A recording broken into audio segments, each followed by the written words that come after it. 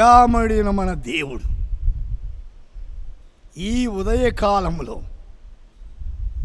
ఆయన సన్నిధికి వచ్చి ఆయన వాగ్దాన వాక్యమిని మనం ఆత్మీయంగా ముందుకు సాగుట ఎంతో అవసరమైంది.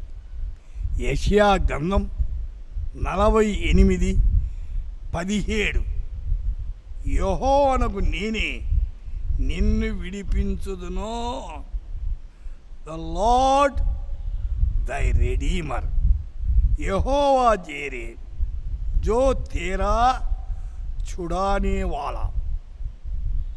ఆయన విడిపించేవాడండి.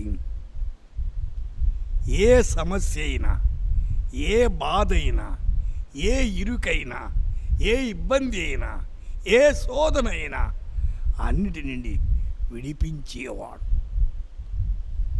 విడిపించే దేవుడు ఈ దినము మనందరికీ తోడుగా ఉండి మన యొక్క యావజ్జీవితములో ఆయన నడిపించాల.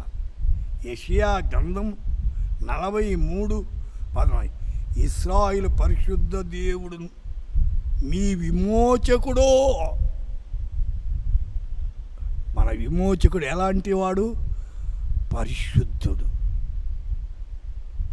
అపరిశుద్ధత లేనివాడు.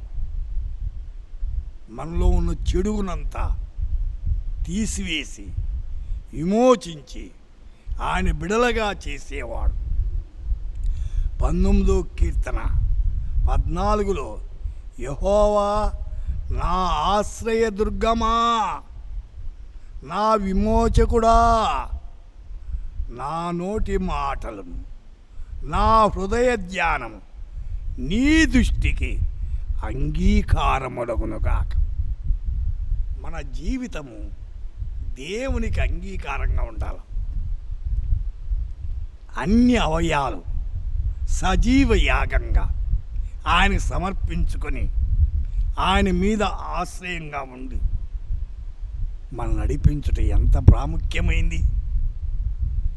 వినుచున్న శ్రోత, ఈ దినమంతా ఆయన దృష్టికి అంగీకారంగా మనము జీవించి ఆయన దీవెనలు పొంది ఆయన నామాన్ని మహిమపరుద్దాం. ప్రార్థన చేసుకుందాం. సర్వోన్నతుడా, మీకు వందనాలు. దేవా, మా శ్రోతలు ఈ దినమంతా ఏ పనిలో నిమగ్నులై ఉన్నారు, ఆ పనిలో వారికి తోడుగా ఉండి నడిపించండి. మంచి ఆరోగ్యం దయచేయండి. వారి అక్కర్లని కృపలో తీర్చమని, ఆదరించి బలపరచమని యేసు నామమున ప్రార్థిస్తున్నాము తండ్రి. ఆమేన్.